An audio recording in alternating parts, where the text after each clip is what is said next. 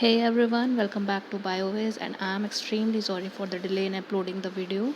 So today we are going to study about double fertilization.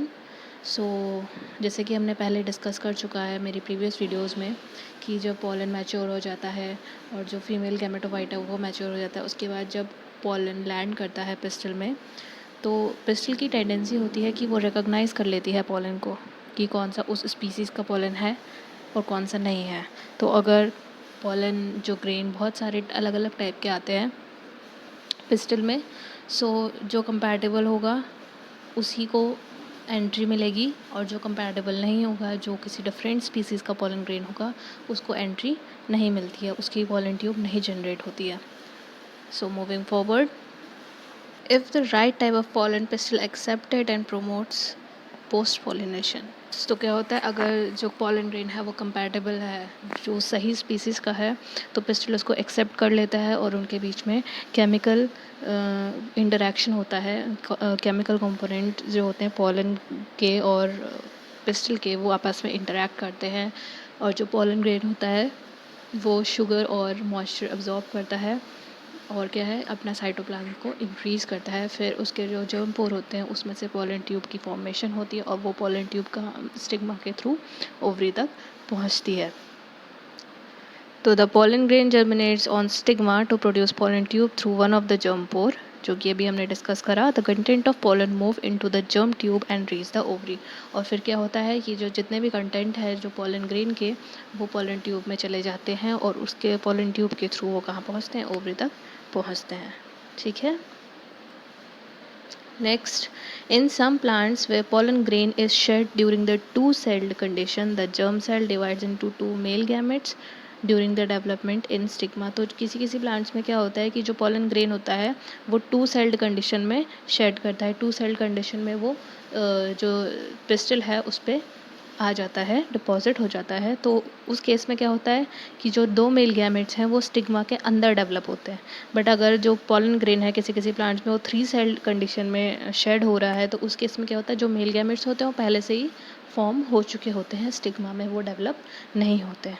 ठीक है, वो पहले से ही पॉलन पिस्टल इंट्रैक्शन के पहले से ही फॉर्म हो चुके होते हैं।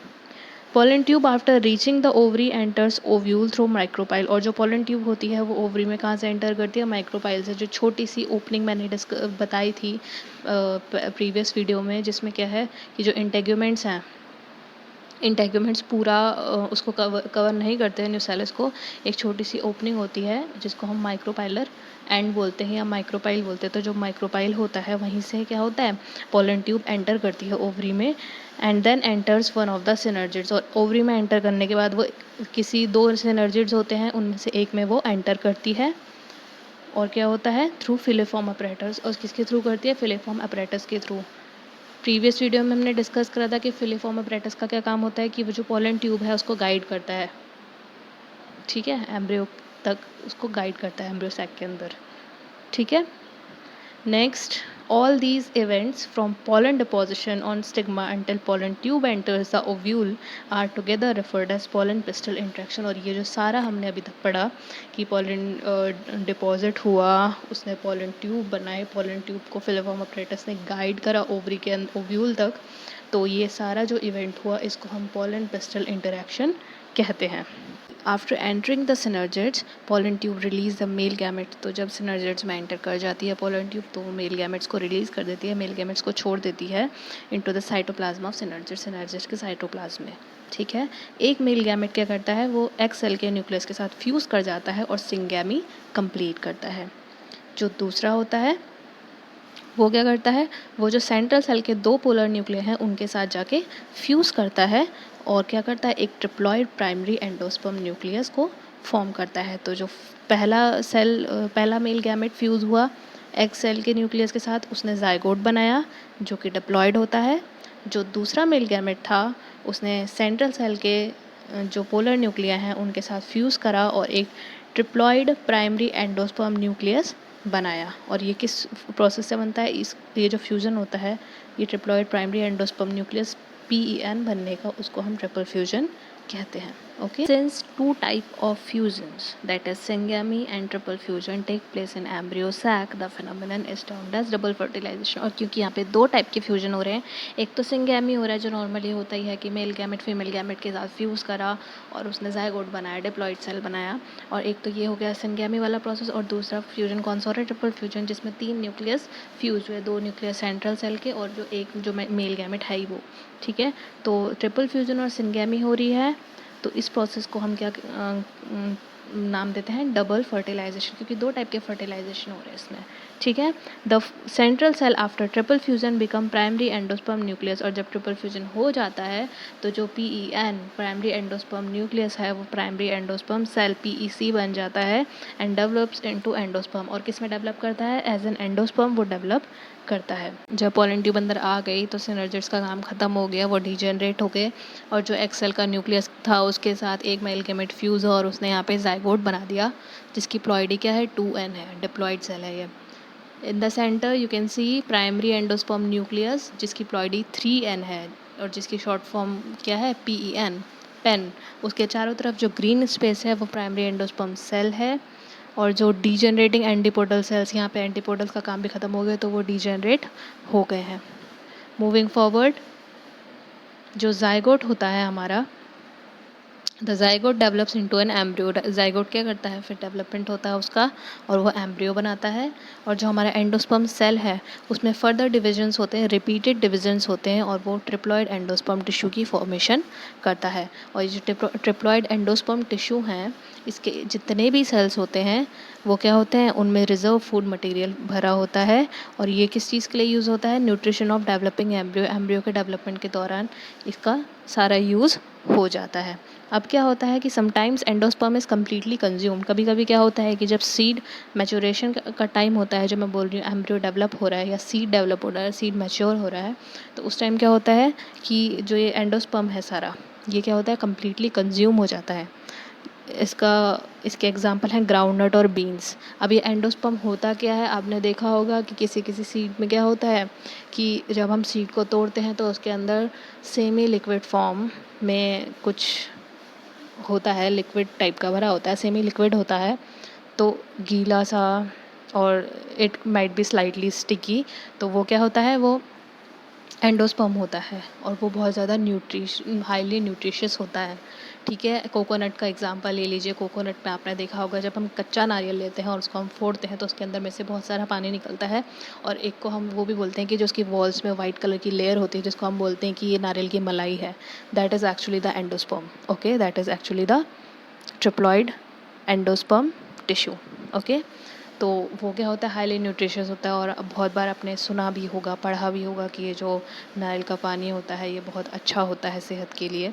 तो that is the relation. Okay, तो क्योंकि ये बहुत ज़्यादा न्यूट्रिटिव होता है, इसमें रिजर्व फूड मटेरियल होते हैं, इसीलिए बहुत ज़्यादा न्यूट्रिटिव होता है अगर हम नारियल को कच्चे फॉर्म में हम कंज्यूम करें तो. ठीक है, तो अब क्या है कि कुछ कुछ प्लांट्स में होता है जो ये एंडोस्पर्म होता है, ये जो सेमी लिक्विड फॉर्म का जो मटेरियल होता है, ये जो एंडोस्पर्म है, ट्रिप्लॉइड टिश्यू है, ये क्या होता है, कम्प्लीटली कंज्यूम हो जाता है एम्ब्रियो डेवलपमेंट या सीड मैच्योरेशन के टाइम पे.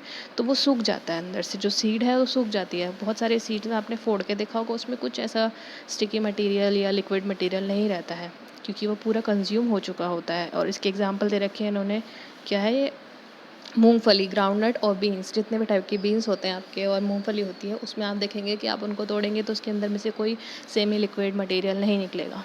रीज़न क्या है, क्योंकि वो पूरा कंज्यूम हो चुका है सीड के पकने तक.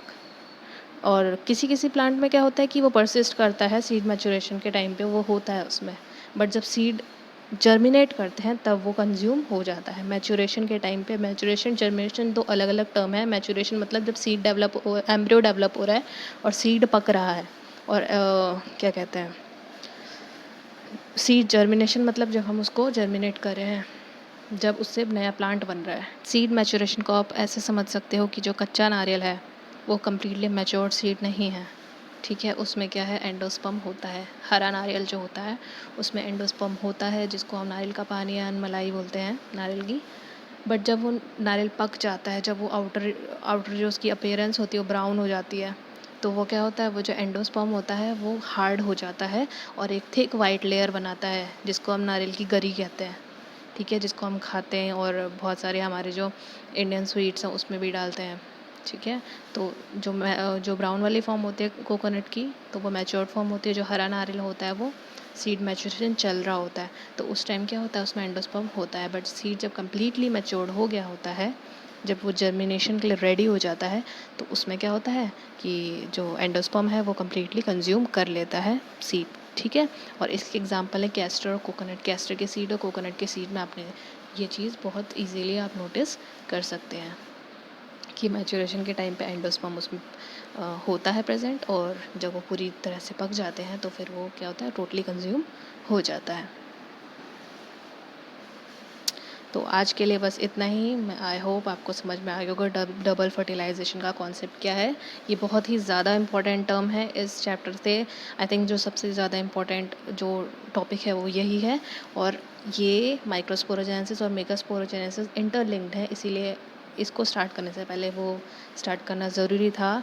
ये क्वेश्चन आता ही आता है मोस्टली एग्ज़ाम्स में, और डायरेक्टली ये नहीं पूछेगा वो कि डबल फर्टिलाइजेशन क्या होता है। वो आपको ऐसे करके भी पूछ सकता है कि जो PEN है, प्राइमरी एंडोस्पर्म न्यूक्लियस, उसकी फॉर्मेशन कैसे होती है वो बताइए। चीज़ वही है वो डबल फर्टिलाइजेशन ही, बट क्वेश्चन ऐसे घुमा के पूछ सकते हैं। तो उसमें भी सेम आपने यही लिखना है, और वो आप तभी लिख सकोगे जब आपको अच्छे से समझ में आ गया होगा। तो अगर आपके कोई डाउट्स हैं तो आप प्लीज़ कमेंट सेक्शन में बताइए। और या दैट्स ऑल फॉर टुडे। और जो मैंने इसमें प्रीवियस वीडियोस की रेफरेंस दी हैं इस वीडियो में, तो उसके लिंक भी मैं डिस्क्रिप्शन बॉक्स में डाल दूँगी। तो जिन्होंने वो वीडियोस नहीं देखे हैं वो उन लिंक्स के थ्रू उन वीडियोस को देख सकते हैं। और बाकी suggest me new topics for my upcoming videos. जो इस चैनल में न्यू हैं वो प्लीज़ लाइक, शेयर और सब्सक्राइब करें, और मेरी पहले की वीडियोस को ज़रूर देखें। एंड या दैट्स ऑल फॉर टुडे।